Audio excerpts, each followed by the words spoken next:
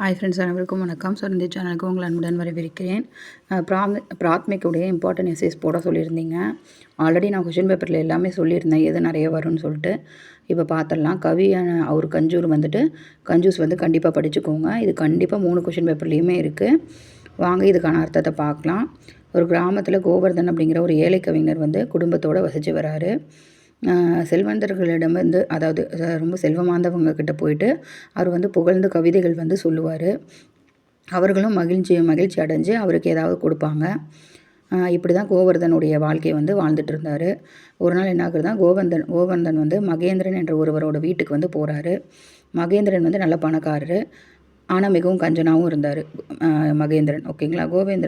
கோவர்தன் வந்து மகேந்திரனை வந்து பொய்யாக புகழ்ந்து கவிதை வந்து வாசிச்சிருக்காரு.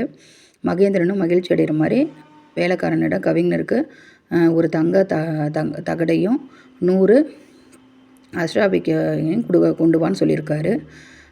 இப்போது கோவர்தன் மகிழ்ச்சியாக இருந்திருக்காரு. ஆனால் வேலைக்காரன் உள்ளே இருந்து வரலை.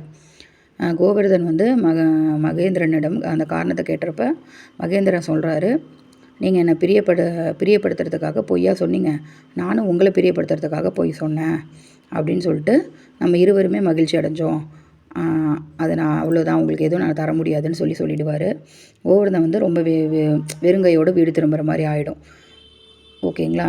அதுக்கப்புறம் என்ன வருது, இதுலேருந்து நீதி என்ன சொல்கிறாங்கன்னா, கஞ்சனிடம் உதவியை எதிர்பார்ப்பது அப்படிங்கிறது வீண் அப்படின்னு சொல்கிறாங்க. ஓகேங்களா. இதில் இருக்க மாதிரி படிச்சுக்கோங்க, ஈஸியாக இருக்கும். Okay friends, thank you. Thanks for வாட்சிங்.